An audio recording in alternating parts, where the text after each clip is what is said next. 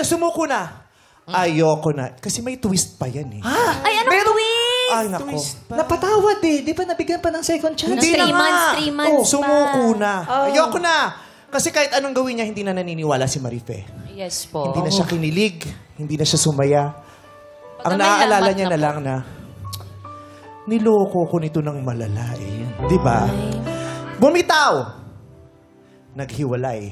Naghiwalay. Ito ang nakakaloka. Ano yun? Ano yun? Nung hiwalay na kayo, Oh. at wala na si Marife, anong natuklasan mong katotohanan? Ano yun, Ray? Ano yun, Ray? Sabihin mo, Ray. Ikwento mo, Sabihin mo, tatatuan Ray. kita sa patilya, ikwento mo. Wala siyang patilya! Wala Sorry. siyang patilya! Wala siyang patilya! Sorry. Ikwento mo. Nung wala na kayo, syempre ngumunguy-nguy ka. Sayang, nawala yung taong mahal ko kasi naloko ko. Dahil sa isang babae na Nag-message. nabuo Oo, yung yung aming Maling pagmamahalan. kamalian. Pero anong natuklasan mong katotohanan Ano doon? yun, Ray? Doon ko po hinanapan ng paraan kung talagang akin ba yung... Yung dinadala Ako ba yung... Anong natuklasan mo? Yung pagbubuntis po doon sa girl. Ano? Hindi po akin. Hindi kanya! Sandali! Hindi! Bakit? Bakit? Naglambot ang kanyang tuhod. Bakit ka nang hina? Kakapagod yung maybe this time. Siyempre naman. Huwag mo na muna sayaw. Ito na yung pagkakataon ko na maiupo ko. Huwag mo na isayaw. Diba? Nakakaloka. Hindi pala twist kanya. twist kit.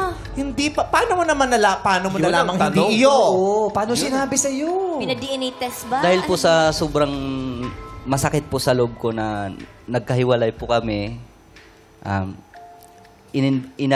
in-invite ko po si girl na magpa-ultrasound kami. Since na yung baby is 5 months na pala sa tiyan niya. Nagpa-ultrasound kayo. And Tapos doon mo then- natuklasan na ang totoong ama ay si Ultraman. Hindi! Hindi.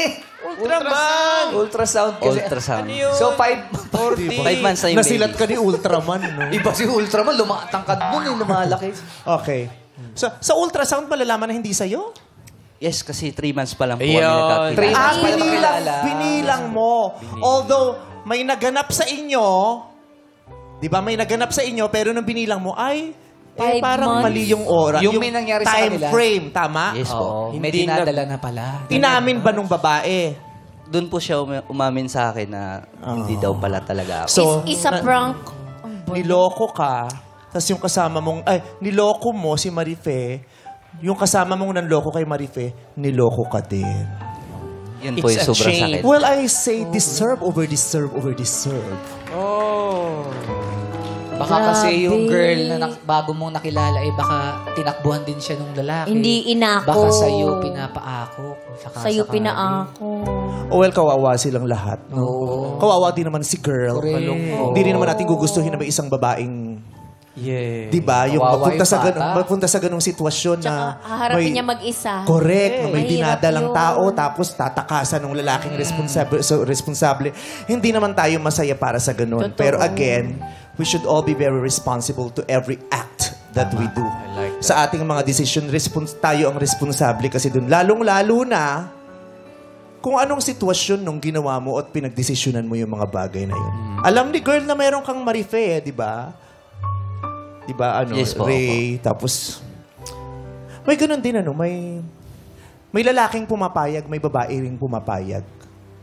Yung, kumbaga, di ba yung iba, ay, wag na, meron na yan, ayoko na yan, no? Pero may babae ring pumapayag na kahit meron na, payag din, may lalaki din ganon yung. Then, tanong ko lang kay Ray, bakit nung nalaman mo hindi sa'yo, ba't hindi mo pa rin itinuloy? Magandang alin? tanong. I mean, yung pagbubuntis. Inako diba, niya na lang. mo bilang isang, Oo. total, mahal mo rin naman siya. Yun ang tanong, mahal mo ba? Mahal mo ba? O may nangyari lang? May nangyari. Ayun.